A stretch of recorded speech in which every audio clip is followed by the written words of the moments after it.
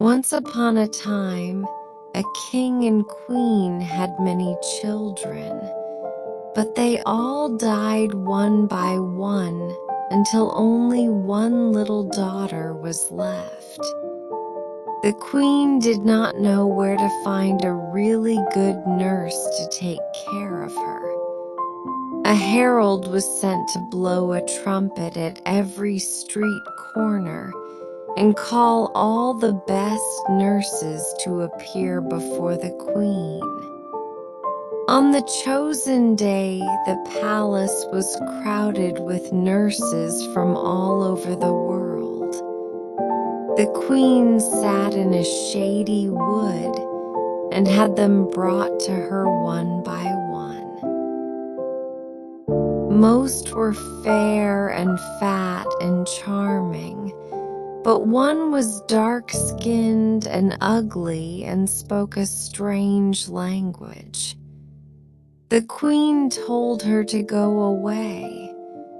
The ugly woman muttered something and hid in a hollow tree to watch.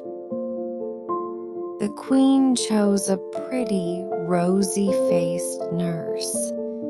At once a snake hidden in the grass bit the nurse's foot and she fell down as if dead. The queen chose a second nurse. An eagle flew by and dropped a large tortoise on her head and she died. The queen chose a third time. That nurse ran into a tree branch and blinded herself with a thorn. The queen cried that some evil power was at work and would choose no more that day. Then she heard mocking laughter. It was the ugly stranger, who was really the fairy Caraboss. She mocked everyone, especially the queen.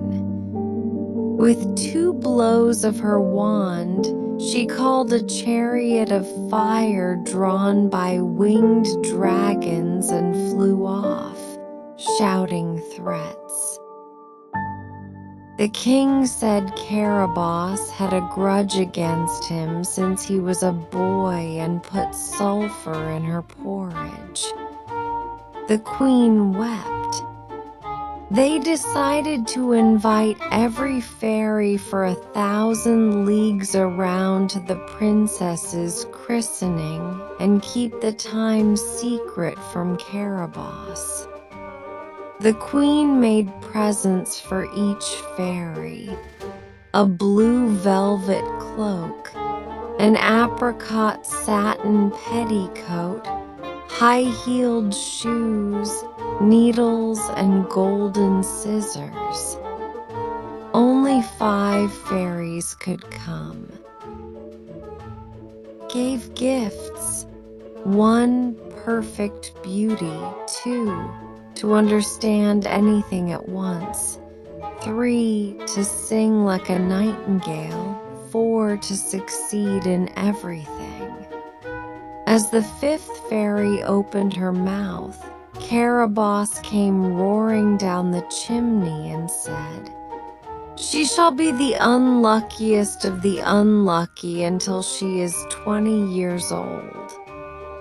The queen and fairies begged her to change her mind, but she only grunted. The 5th fairy then promised a long and happy life after the fatal time was over.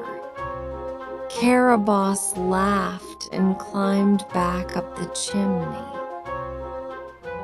The queen gave the fairies beautiful ribbons. The oldest fairy advised shutting the princess up so she would see no one until she was 20. The king built a tower with no windows, lit by wax candles. The only way in was an underground passage with iron doors every 20 feet and guards everywhere.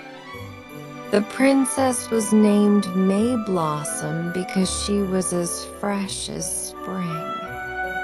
She grew tall, beautiful, and charming.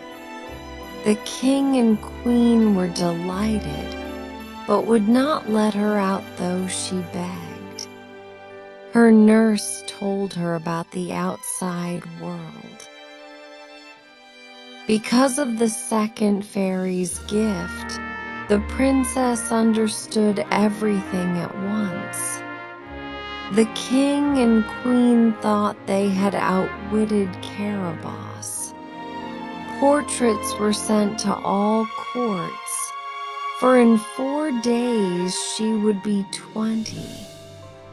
King Merlin sent his ambassador, Fanfaronade, to ask for her hand for his son. The nurse described Fanfaronade's grand entry, and the princess was wild to see it. The princess cried that she was unhappy shut in the tower, never seeing the sun, stars, horse, monkey, or lion except in pictures. She said she would starve if they didn't let her see the procession. Her nurse and servants wept too. Finally, they scratched a tiny hole in the tower wall. The princess looked out for the first time and was dazzled. She saw Fanfaronade on a white horse, dressed in pearls, diamonds, solid gold boots, and scarlet plumes. She lost her wits and decided she would marry Fanfaronade and nobody else. She said bread and water with him would be better than feast with anyone else. Her servants tried to stop her, but she ordered them to be silent. The queen came to fetch her.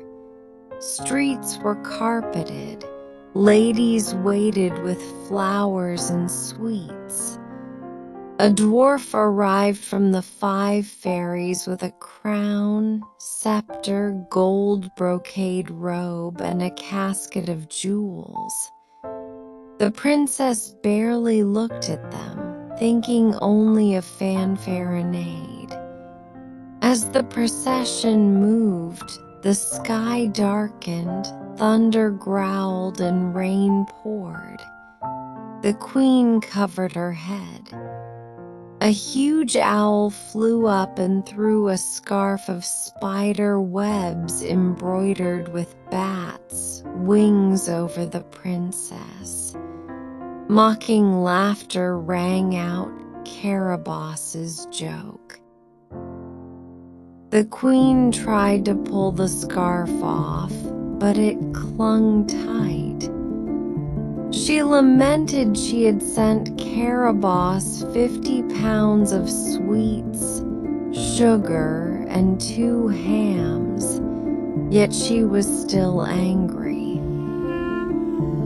Fanfaronade arrived with the king. He was so struck by the princess's beauty that he forgot his speech. The princess told him she liked him, and since he came for another, she would marry him instead.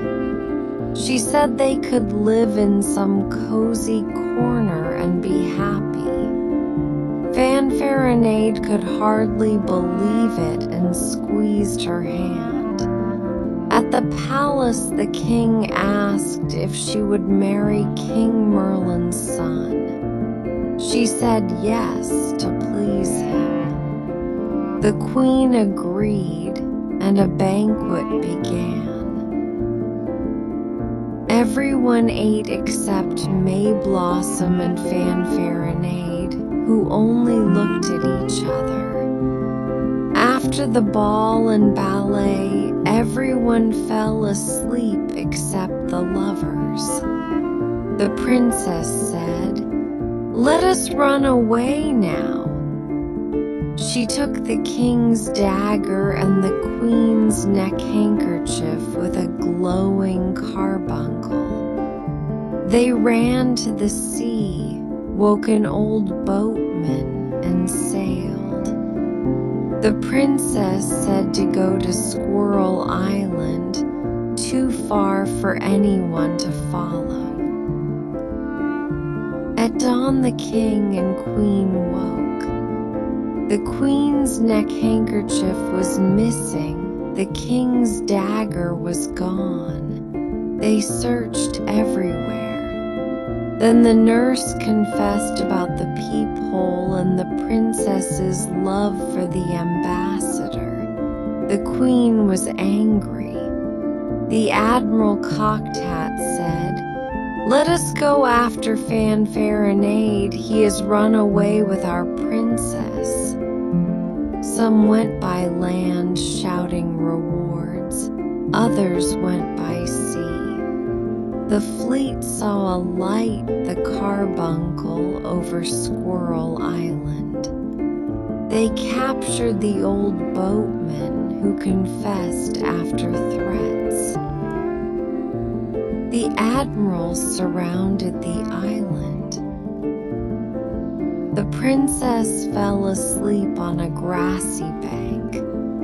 Fanfaronade woke her, complaining he was starving.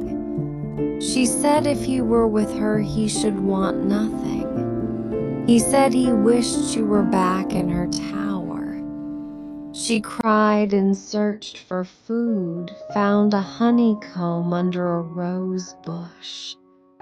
She gave it to him, but he ate it all and mocked her. She sat under an oak, found a pitcher of milk, gave it to him, and he drank it all and broke the pitcher, saying she couldn't be thirsty. She wept and went to a thorn tree. A nightingale told her to find tarts and almonds, but not to share. This time she ate them herself. Fanfaronade grew furious. She used the carbuncle to become invisible and reproached him.